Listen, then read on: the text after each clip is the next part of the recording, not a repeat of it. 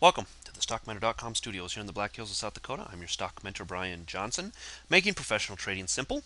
First order of business, if your name is Doug, if you are a subscriber to my newsletter, and if your email starts with SD, as in South Dakota, SD, I have been trying to send you emails, and they keep coming back undeliverable saying that your mailbox is full. So if you've been wondering maybe where the emails are at, my intraday emails, just know I am trying to get those to you. Maybe you're on vacation, maybe you switched jobs, maybe you switched email addresses. But if you get this message, please send me an email and let me know if there's an alternate email to start sending stuff to.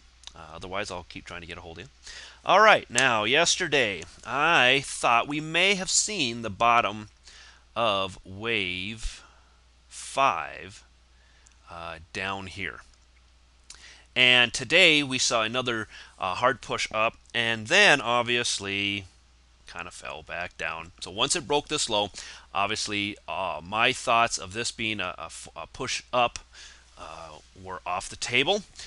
We did not break any of the more major levels that I talked about, so wasn't of any consequence, or shouldn't have been of any consequence. But after I looked at the futures last night, man, I really thought that we would head upwards today, and such was not the case. So we'll continue to play this out, but I'm going to assume that in Elliott wave terms, this is going to end up being some sort of a diagonal move here to the bottom, diagonal 5 or whatever, and that'll eventually move to the upside, and we will get a more substantial bounce out of this. Where's the bounce? I don't know. The bounce could be above 10,750.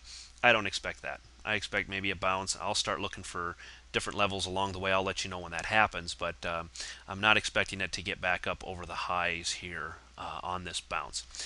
So we'll continue to watch it and see where this thing plays itself out, but it's more chop action. We had one really good move down towards the beginning of the day, and that was really your chance as an intraday trader to get short the market.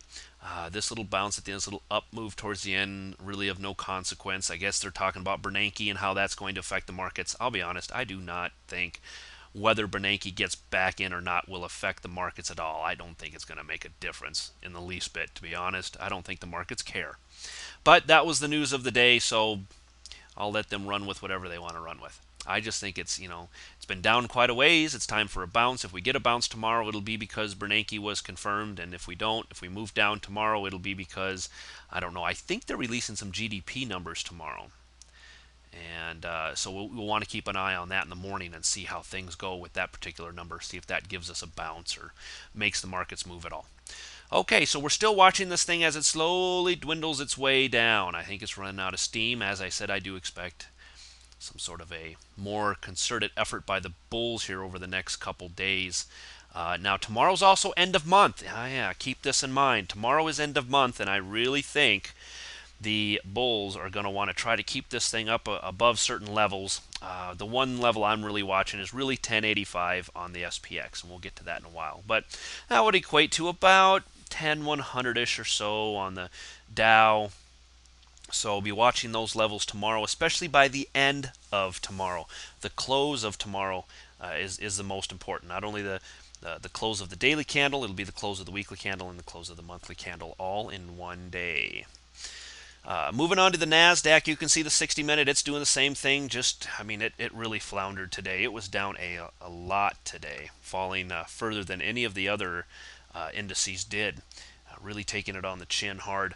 The SPX 100, or the, I'm sorry, NDX, NASDAQ 100 index that I like to follow, took it harder than the regular NASDAQ did, meaning that a lot of the more potent NASDAQ stocks are starting to kind of feel some of this, maybe whatever the next move down is. You can start to see maybe big money starting to take some profits out of this.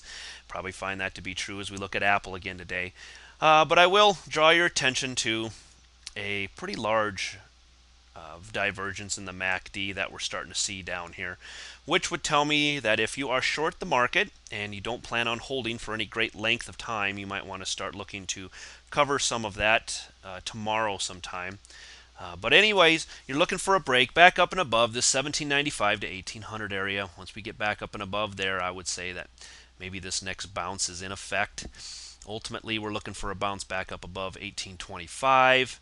and then maybe back up to this 1850 level. That seems like a very logical place, just eyeballing it here, to retreat back to before maybe seeing another rollover in the markets themselves.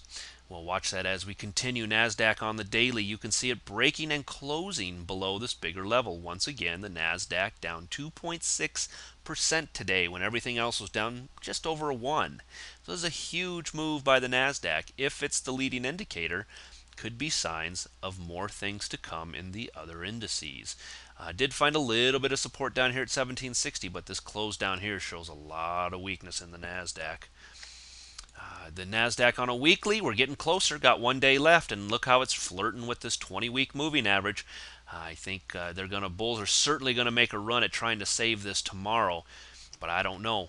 You'll have to watch those numbers in the morning and see if that has any kind of an effect on the markets themselves. I would assume that they will hold this line and maybe close back up above 1773.